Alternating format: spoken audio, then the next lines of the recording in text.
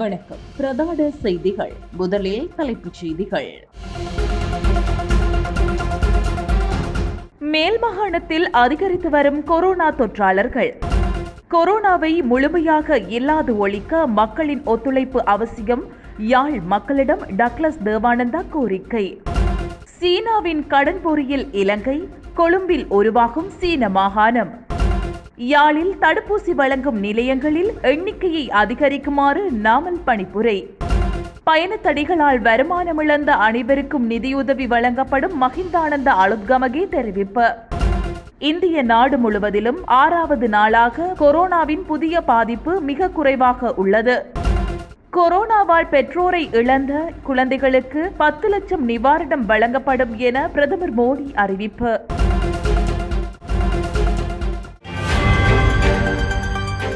நாட்டில் நேற்று பதிவான தொற்றாளர்களில் அதிகளவானோர் மேல் மாகாணத்தில் இருந்து பதிவாகியுள்ளதாக சுகாதார அமைச்சு தொற்று நோய் தடுப்பு பிரிவு தெரிவித்துள்ளது. இவ்வாறு அடையாளம் காணப்பட்ட 2882 கொரோனா தொற்றாளர்களில் அதிகளவானோர் கம்பஹா மாவட்டத்தில் பதிவாகியுள்ளனர்.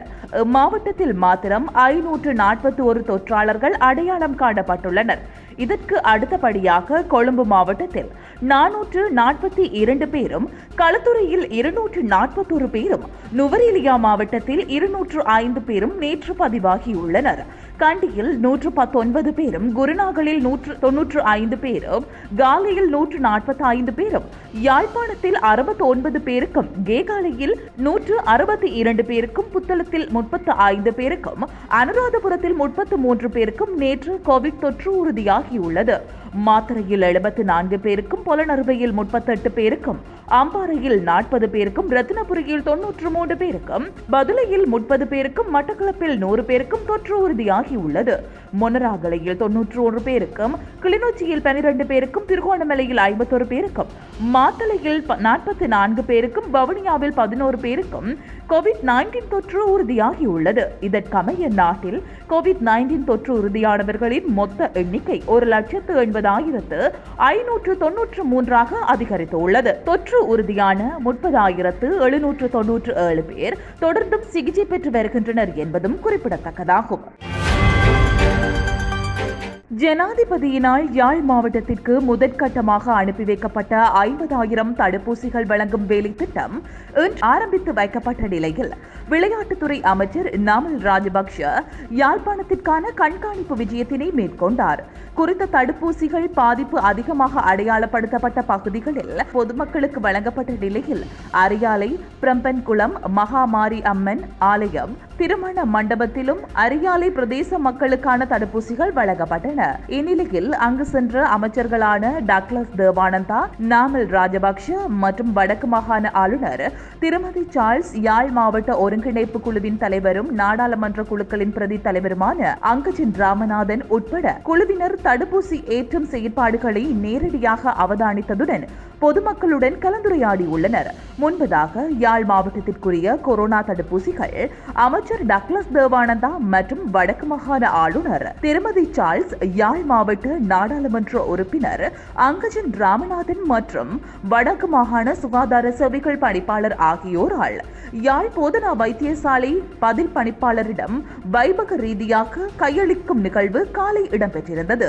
இதன்போது கருத்து தெரிவித்த கடற்தொழில் அமைச்சர் டக்ளஸ் தேவானந்தா, நாட்டில் கொரோனா அச்சுறுத்தலை முழுமையாக அகற்றுவதற்கான வேலை திட்டங்களை அரசாங்கம் முழுமூச்சுடன் மேற்கொண்டு வருவதாகவும், பொதுமக்கள் சுகாதார நடைமுறைகளை பின்பற்றி ஒத்துழைப்பு வழங்கினால் விரைவில் அதில் இருந்து மீள முடியும் என்றும் நம்பிக்கை வெளியிட்டுள்ளார். மேலும் யாழ் மாவட்டத்திற்கு முதற்கட்டமாக தடுப்பூசிகளை வழங்கி வைத்துள்ள ஜனாதிபதி மற்றும் பிரதமர் ஆகியோருக்கு நன்றியை தெரிவித்த அமைச்சர் டக்ளஸ் தேவானந்தா, ஏனைய மாவட்டங்களுக்கு அடுத்த கட்டங்களில் தடுப்பூசிகள் கிடைக்க வேண்டும் என்ற கோரிக்கையும் முன்வைத்திருந்தமை குறிப்பிடத்தக்கதாகும். யாழ்ப்பாணத்தில் தடுப்பூசி வழங்கும் நிலையங்களின் எண்ணிக்கையை அதிகரித்து மிக குறைந்த நாட்களில் 50,000 தடுப்பூசியினை வழங்குவதற்கான நடவடிக்கையை மேற்கொள்ளுமாறு சுகாதார அதிகாரிகளுக்கு அமைச்சர் நாமல் ராஜபக்ஷ வலியுறுத்தியுள்ளார்.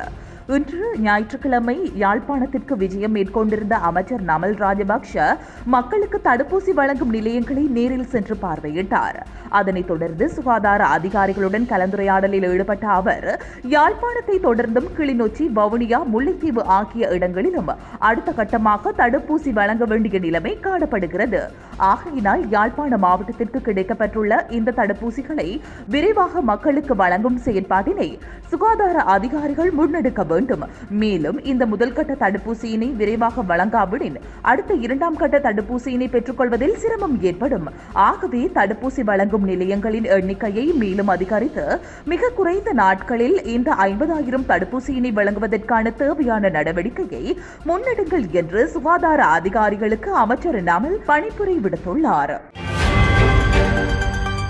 பயண தடைகளால் வருமானம் இழந்த அனைவருக்கும் நிதியுதவி வழங்கப்படும் என வேளாண் அமைச்சர் மஹிந்தானந்த அழுத்கமகே தெரிவித்துள்ளார். நேற்று சனிக்கிழமை கண்டியில் இடம்பெற்ற ஊடகவியலாளர் சந்திப்பில் கலந்து கொண்டு கருத்து தெரிவிக்கும் போதே அவர் இவ்வாறு குறிப்பிட்டுள்ளார். குறித்து ஊடகவியலாளர் சந்திப்பில் மஹிந்தானந்த அழுத்கமகே மேலும் கூறியுள்ளதாவது, பயண கட்டுப்பாடு காரணமாக வருவாயை இழந்த அனைவருக்கும் அரச உதவி கிடைக்கும். அத்துடன் யாரும் நியாயமற்ற முறையில் நடத்தப்பட மாட்டார்கள். குறித்த செயற்திட்டத்தில் 28 மில்லியன் குடும்பங்கள் சலுகைகளை பெறுவார்கள். இதேவேளை எதிர்வரும் 31ஆம் தேதி மத்திய மாகாணத்தில் மொத்த விற்பனை நிலையங்களை மட்டும் திறந்து அங்கிருந்து கிராமங்களுக்கு லொரிகளின் ஊடாக பொருட்களை விநியோகிக்கும் திட்டம் குறித்து விவாதிக்கப்பட்டுள்ளது. மேலும் தற்போதைய உர பிரச்சினைக்கு தீர்வாக கரிம உரங்களால் எதிர்காலத்தில் இறக்குமதி செய்வது தொடர்பில் அரசாங்கத்தினால் கவனம் செலுத்தப்பட்டுள்ளது என்றும் அவர் குறிப்பிட்டுள்ளார். சீனா கொழும்பில் நிர்மாணித்து வரும் துறைமுக பொருளாதார நகரத்தை இலங்கையின் சீன மாகாணம் என இந்திய ஊடகங்கள் சுட்டிக்காட்டியுள்ளன. இலங்கை எதிர்க்கட்சியினர் கருத்துக்களை அடிப்படையாக கொண்டு இந்திய ஊடகங்கள் எவ்வாறு செய்தி வெளியிட்டுள்ளன. இது குறித்து அந்த செய்தியில் மேலும் தெரிய வந்துள்ளதாவது, இலங்கை நாடாளுமன்றத்தில் நிறைவேற்றப்பட்டுள்ள கொழும்பு துறைமுக நகர சட்டமூலத்திற்கு எதிர்க்கட்சிகள் கடும் எதிர்ப்பினை தெரிவித்துள்ளன. சிறப்பு பொருளாதார மண்டலமாக 600 ஏக்கர் பரப்பில் உருவாக்கப்படும் கொழும்பு துறைமுக பொருளாதார நகரத்திற்கான சட்ட மூலம் இலங்கை நாடாளுமன்றத்தின் அண்மையில் நிறைவேற்றப்பட்டது. இதை சீனாவிற்கு 99 ஆண்டுகளுக்கு குத்தகைக்கு வழங்கவும் இலங்கை அரசின் கட்டுப்பாட்டில் இல்லாமல் தன்னிச்சையாக முடிவுகளை எடுக்கும் அனைத்து உரிமைகளும் சீனாவிற்கு வழங்கவும் இலங்கை அரசு முடிவெடுத்துள்ளது. இதனால் இந்த சட்டமூலத்தை சீன மாகாண சட்டமூலம் என அந்நாட்டு எதிர்க்கட்சிகள் விமர்சித்து உள்ளன.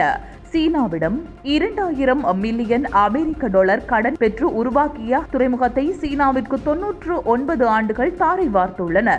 இரண்டாவதாக இலங்கை தலைநகரான கொழும்பின் மைய பகுதியின் புதிய நகரத்தையும் சீனாவிற்கு அளித்துவிட்டதால் வரும் நாட்களில் சீனாவின் ஆதிக்கம் இலங்கையில் அதிகரிக்கும் என எதிர்க்கட்சிகள் அச்சம் தெரிவிக்கின்றன. சீனாவிடம் அளவில்லாமல் பெற்ற கடனுக்காக வட்டியையும் முதலையும் திருப்பி செலுத்த முடியாமல் சீனாவின் கடன் விலையில் இலங்கை சிக்கியுள்ளது என்றும், ஹம்பாந்தோட்டை துறைமுகத்தில் 70% உரிமையாளர்களாக சீனாவும் 30% உரிமையாளர்களாக இலங்கையும் மாறியுள்ளன. தற்போது மீண்டும் 1.4 பில்லியன் அமெரிக்க கடனில் சிறப்பு பொருளாதாரத்தை உருவாக்கி அதையும் சீனா வசம் ஒப்படைத்திருக்கிறது இலங்கை. இது இலங்கையை பேராபத்தை ஏற்படுத்தும் என பொருளாதார வல்லுநர்கள் எச்சரித்துள்ளதாக தெரிய வருகிறது. இந்திய நாடு முழுவதிலும் கொரோனா பாதிப்பு தொடர்ந்தும் குறைந்து வருகிறது.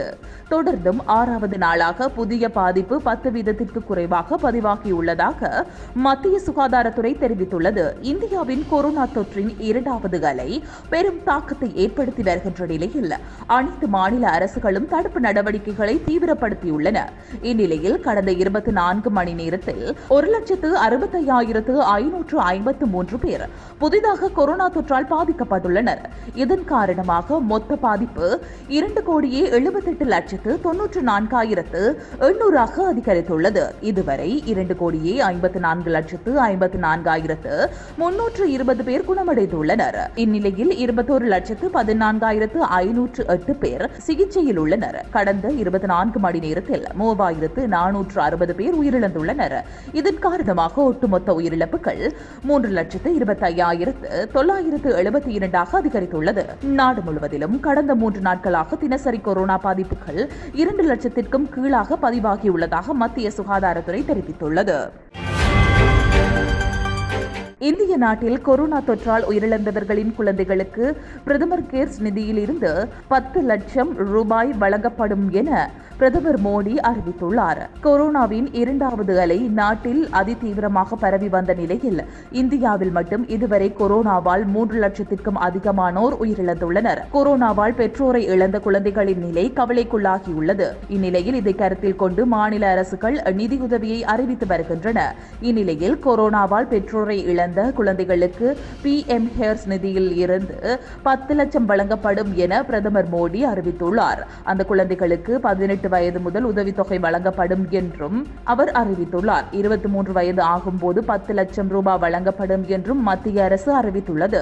இலவச கல்வி கடன் ரூபாய் 500 லட்சம் வரை மருத்துவ காப்பீடு உள்ளிட்டவையும் வழங்கப்படும் என பிரதமர் மோடி அறிவித்துள்ளார்.